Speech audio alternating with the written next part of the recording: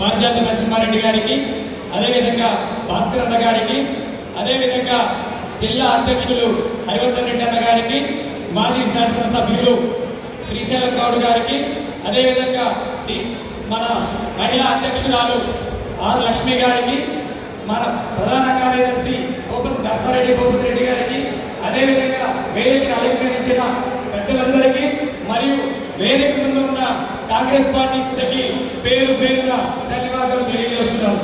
అయితే ఈ సభ యొక్క ముఖ్య ఉద్దేశం ఇప్పటి వరకు ఏదైతే కార్యక్రమాలు ఏఐసిసి ఇచ్చినా, అదేవిధంగా పిసిసి ఇచ్చినా కానీ మనందరం కార్యక్రమాలు చేసుకుంటూ ఉంటున్నాం. అదేవిధంగా మన సార్వత్రిక ఎన్నికల్లో ఎమ్మెల్యే ఎలక్షన్స్ అప్పుడు చూసుకుంటే మన కాంగ్రెస్ పార్టీ కుప్పలాపూర్ నియోజకవర్గం నుంచి ఘోర పరాజయం ఎదుర్కోవడం జరిగింది. కాబట్టి అదేవిధంగా మన ఎంపీ ఎలక్షన్స్ లో కూడా ఘోర పరాజయం ఎదుర్కోవడమే జరిగింది. కాబట్టి ఈ పరాజయాన్ని ముందు రోజుల్లో రాబోయే ఎలక్షన్స్ లో సార్వత్రిక ఏదైతే కార్పొరేట్ ఎలక్షన్స్ కావచ్చు, మున్సిపల్ ఎలక్షన్స్ కావచ్చు, వీటన్నిటిని కూడా దృష్టిలో ఉంచుకొని మొత్తం కార్యక్రమ సమావేశం చేయాలనుకుంటూ ఈ కార్యక్రమం యొక్క ముఖ్య ఉద్దేశం. కాబట్టి ఈ కార్యక్రమానికి కొత్త పాత అలాంటివి చూసుకున్న ఎవరైతే పార్టీ కోసం పనిచేస్తారో, ఎందుకంటే ఆ రోజు కనుక మనం స్ట్రాంగ్ గా ఉంటుంటే ఇంత ఘోరంగా ఓడిపోయే వాళ్ళకి కాదు.